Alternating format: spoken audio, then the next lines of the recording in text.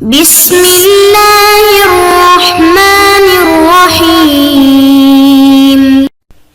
السلام علیکم ورحمۃ اللہ وبرکاتہ۔ عزیز طلباء، امید ہے کہ آپ خیریت سے ہوں گے۔ آج ہم شرح معانی الآثار یعنی تحاویز شریف کا سبق نمبر 3 پڑھ رہے ہیں، جس کے اندر ہم مقدمۃ العلم کی تیسری بحث یعنی حدیث کی وجہ تسمیہ، استمداد اور شریعت و شارع کا حدیث حاصل کرنے کا حکم، اس حوالے سے ہم پڑھیں گے۔ چلتے ہیں اپنے سبق کی جانب۔ بسم اللہ الرحمن الرحیم۔ مقدمۃ العلم کے اندر جو 10 باتیں تھیں، ان میں سے چوتھی بات وجہ تسمیہ ہے کہ حدیث کو حدیث کیوں کہا جاتا ہے۔ وجہ تسمیہ کے حوالے میں حضرات محدثین رحمہم اللہ کے 3 قول ہیں۔ پہلا قول حافظ ابن حجر رحمہ اللہ کا ہے۔ ان کی رائے یہ ہے،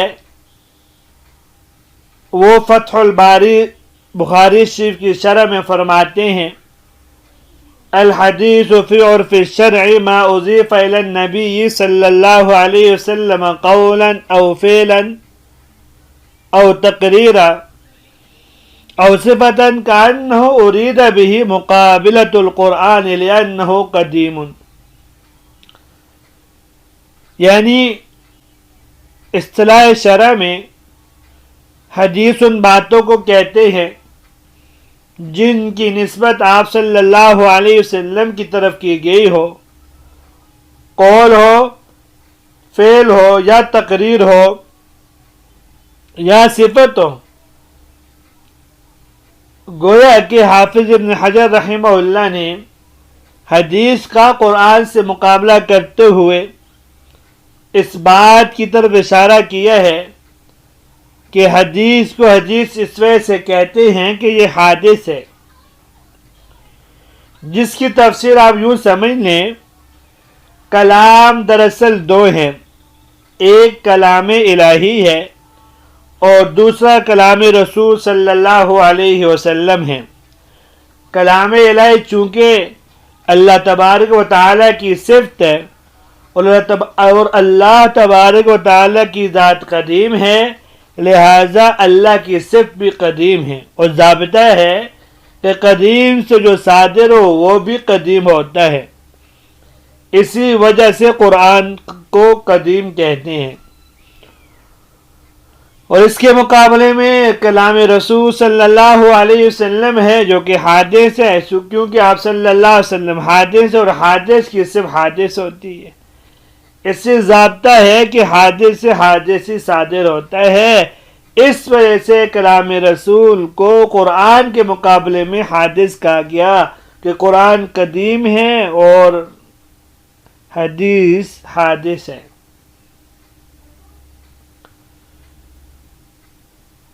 خلاصہ یہ وہ حدیث حادث کے معنی میں ہے، اور حادث کے معنی میں ہونے کی وجہ سے اسے حدیث کہتے ہیں۔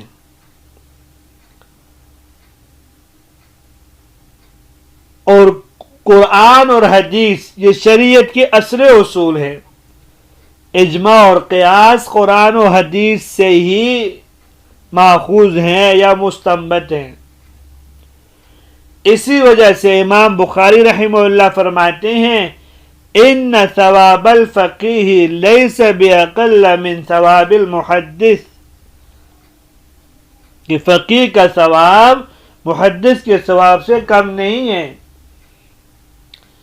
علامہ سیوطی رحمہ اللہ کی رائے یہ ہے، الحدیث ضدہ القدیم ويستعمل في قليل الخبر وكثيره لأنه يحدث شيئا فشيئا۔ حدیث یہ قدیم کے مقابلے میں بولا جاتا ہے، کیونکہ حدیث حادث کے معنی میں ہے، جس کا اطلاق خبر پر، قلیل اور کثیر خبر پر ہوتا ہے۔ اگرچہ بعض محدثین نے حدیث اور خبر میں فرق کیا ہے کہ حدیث آپ صلی اللہ علیہ وسلم کی خبر کو کہتے ہیں اور خبر کا اطلاق دوسروں کے اخبار پر ہوتا ہے، اور چونکہ خبر کا حدود شیئن فشیئن ہوتا ہے، اسی وجہ سے اسے حادث کے معنی میں استعمال کیا جاتا ہے۔ اور یہ بات بھی حافظ ابن حجر رحمہ اللہ کی بات کے قول کے مطابق قریب ہے۔ علامہ شبیر احمد عثمانی رحمہ اللہ فرماتے ہیں کہ اللہ تبارک و تعالی نے آپ صلی اللہ علیہ وسلم پر بہت احسانات کیے، جن میں سے چند کا ذکر سورہ ضحیٰ میں ہے کہ الم یجدک یتیما فآویٰ، یعنی اللہ تعالیٰ نے آپ کو یتیم پایا پھر آپ کے لیے ٹھکانہ بنایا۔ ووجدک ضالا فہدیٰ، اللہ تعالیٰ نے آپ کو علوم نبوت و شریعت سے ناواقف پایا پھر آپ صلی اللہ علیہ وسلم واقف و آشنا بنایا۔ اور تیسرا انعام ووجدک عائلا فاغنیٰ، آپ صلی اللہ علیہ وسلم کو تنگ دست پایا، اللہ نے غنی بنا دیا۔ اس کے بعد اللہ تبارک و تعالی نے لف و نشر غیر مرتب کے طور پر ان سارے انعامات کے شکر کی طرف آپ صلی اللہ علیہ وسلم کو متوجہ کیا اور یوں فرمایا فَأَمَّا الْيَتِيمَ فَلَا تَقْهَرْ، یہ الم یجد کے یتیمن فآوا کے مقابلے میں ہے۔ وَأَمَّا السَّائِلَ فَلَا تَنْهَرْ، یہ وَوَجَدَكَ عَائِلًا فَأَغْنَىٰ کے مقابلے میں ہے۔ وَأَمَّا بِنِعْمَةِ رَبِّكَ فَحَدِّثْ، وَوَجَدَكَ ضَالًّا فَهَدَىٰ کے مقابلے میں ہے۔ یعنی جو علوم و معارف اللہ تبارک و تعالی نے آپ کو دیے ہیں، اس کا دوسروں سے تذکرہ کیجیے اور بیان کیجیے۔ آپ صلی اللہ علیہ وسلم کے اوپر ہونے والے انعامات اور عطا شدہ علوم و معارف کا تذکرہ بیان کرنا یہ تحدیث ہے، اور علوم و معارف و انعامات یہ حدیث ہے، اور حدیث کو حدیث اسی وجہ سے کہتے ہیں کہ آپ صلی اللہ علیہ وسلم نے تحدیث بالنعمت کے طور پر جو علوم و معارف بیان کیے ہیں ان کا ذکر اور بیان کیا ہے۔ تو گویا کہ حدیث وَأَمَّا بِنِعْمَةِ رَبِّكَ فَحَدِّثْ بیان کرنا حدیث سے ماخوذ ہے، اس وجہ سے حدیث کو حدیث کہتے ہیں۔ اس کے بعد ہے استمداد۔ مقدمۃ العلم کے اندر جو 10 باتیں بیان ہوئی ہیں ان میں سے 5واں نمبر استمداد کا ہے۔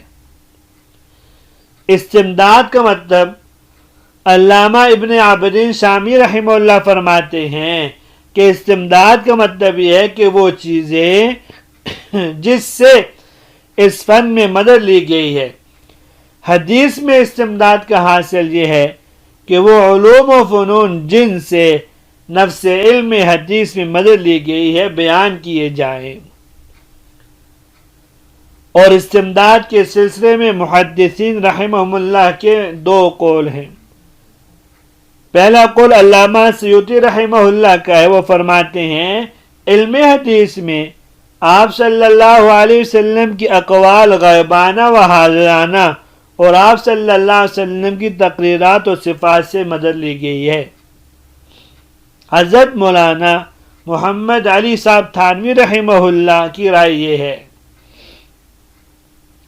وہ فرماتے ہیں کہ وہ ساری چیزیں جو فہم حدیث کے لیے ضروری ہیں اور وہ سارے علوم و فنون استمداد کے تحت داخل ہیں جو حدیث حاصل کرنے کے لیے ضروری ہیں۔ مثلا علم نحو و صرف، علم معانی، علم بیان، علم بدیع، علم لغت وغیرہ۔ چھٹی چیز جو آج کے درس کے اندر بیان ہو رہی ہے وہ یہ ہے کہ شریعت کا یا شارع کا حکم کیا ہے علم حدیث کے حصول کے حوالے میں۔ حکم شارع کا مطلب یہ ہے کہ علم حدیث کا پڑھنا اور پڑھانا شرعاً فرض ہے یا واجب ہے، سنت ہے یا مستحب۔ حضرات علماء کرام یہ فرماتے ہیں اگر کسی شہر یا علاقے میں ایک ہی مسلمان ہو، اس شخص پر حدیث کو حاصل کرنا پڑھنا فرض عین ہے، اور اگر کسی علاقے یا شہر میں بہت سے مسلمان میں سے کسی ایک نے اسے حاصل کر لیا تو سب کی طرف سے فرضیت ساقط ہو جائے گی، اور اگر کسی نے حاصل نہ کیا تو سب گناہگار ہوں گے۔ اسی طرح فقہ ہے، اگر ایک مسلمان ہو تو اس کا سیکھنا فرض عین ہے، اگر بہت سے مسلمان ہو تو ان کا سیکھنا فرض کفایہ ہے۔ اس لیے ہم نے دو باتیں لکھی، فرض عین اور فرض کفایہ۔ فرض عین اس شخص کے لیے جو اکیلا رہ رہا ہے اور کوئی نہیں ہے پاس تو اس کے لیے فرض عین ہے۔ حضرات سفیان ثوری رحمہ اللہ فرماتے ہیں کہ یہ فرض کفایہ ہے۔ فرماتے ہیں انی لا اعلم علما افضل من علم الحدیث لمن اراد به وجه اللہ تعالی لأن الناس يحتاجون إليه حتى في طعامهم وشرابهم وإنه فرض كفاية وهو أفضل من التطوع بالصلاة والصيام۔ فرماتے میں علم حدیث سے افضل کسی علم کو نہیں جانتا اس شخص کے لیے جو اللہ تبارک و تعالیٰ کی رضا حاصل کرنا چاہتا ہو، کیونکہ لوگ محتاج ہوتے ہیں، انہیں اس کی ضرورت ہوتی ہے اپنے کھانے کے حوالے سے، اپنے مشروبات کے حوالے سے، اور یہ فرض کفایہ ہے، یہ نفلی روزہ نفلی نماز پڑھنے سے افضل ہے کہ علم حدیث حاصل کیا جائے۔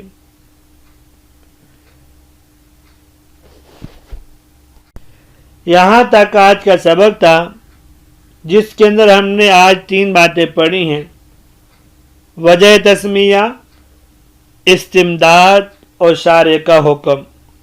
امید ہے کہ آپ کو سمجھ میں آ گیا ہوگا۔ اجازت دیجیے، اللہ تبارک و تعالی ہم سب کے حامی و ناصر ہوں۔ السلام علیکم ورحمۃ اللہ وبرکاتہ۔